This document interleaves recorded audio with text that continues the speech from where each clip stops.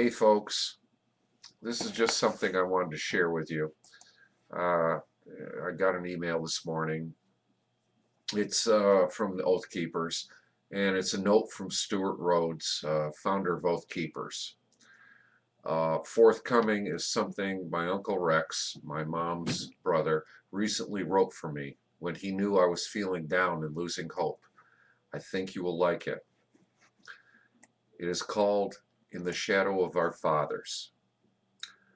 The liberty we possess as Americans is not government granted, but God given.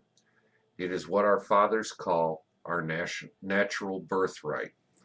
Therefore, it is not ours to give away, nor to relinquish, for in essence, it is given to us as caretakers for the up and coming generations of Americans yet unborn. It is as if we are running a marathon with the baton of American liberty clutched in our hands.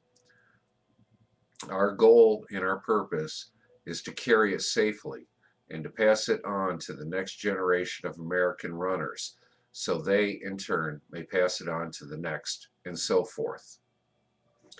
But if, because we cannot see the finish line and the odds against us seem insurmountable, if we become overwhelmed and lose our will to continue the race and succumb to the temptation to sit it out, if we lose the hope in the contest and give up the race, then all is lost and American liberty is no more. The fate of future Americans is weighed in the balance, and we as free people are in charge of the outcome, for no man or group of men holds in their hands the final answers to the issue but ourselves. It is up to us to run the good race and fight the good fight, we as individuals as well as we as a team. For no one person carries the American baton of liberty by themselves. We are all in this together till the end, and be assured there is no end, at least not until Providence dictates it to be so. When in the darkest hours of the year 1772, when disunion against British tyranny seemed imminent, Warren of Plymouth was desponding and saying, "The towns are dead and cannot be raised without a miracle."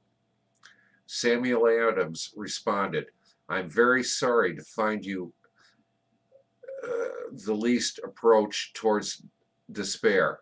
Nil desperatum, never despair, is a model for you and me. All are not dead, and where there is a spark of patriotic fire, we will rekindle it." That came from Bancroft's History of the United States, Volume 3, page 426. And indeed they did. In late December of 1772, during that same low ebb, the Boston Community of Correspondence wrote, "By the people's thorough understanding of their civil and religious rights and liberties, encouraged to trust in God, that a day was hastening when the efforts of the colonists would be crowned with success, and the present generation furnish an example of public virtue worthy of imitation of all posterity." Ibid, page 428. Today is that day. Therefore, let us be a worthy example for our posterity by walking worthily of the freedom whereby we have been made free, and by never returning back to the beggarly elements of slavery. For we are not children of the bond woman of old Europe, but we are freeborn under these western skies, and free we must remain. For you are children of noble parental blood. They never quit, neither must you. The world watches what you do here today with the greatest of anxiety, for if we fail, the light of mankind's hope for liberty and freedom will be extinguished, and the world will be thrown into an age darker, sinister, and more slavish than mankind has ever experienced. Finally, brethren, be not counted as the generation who lost it all, after it has been given all by those who gave all. For if you do, your posterity shall rise up in their slavish toil and curse you.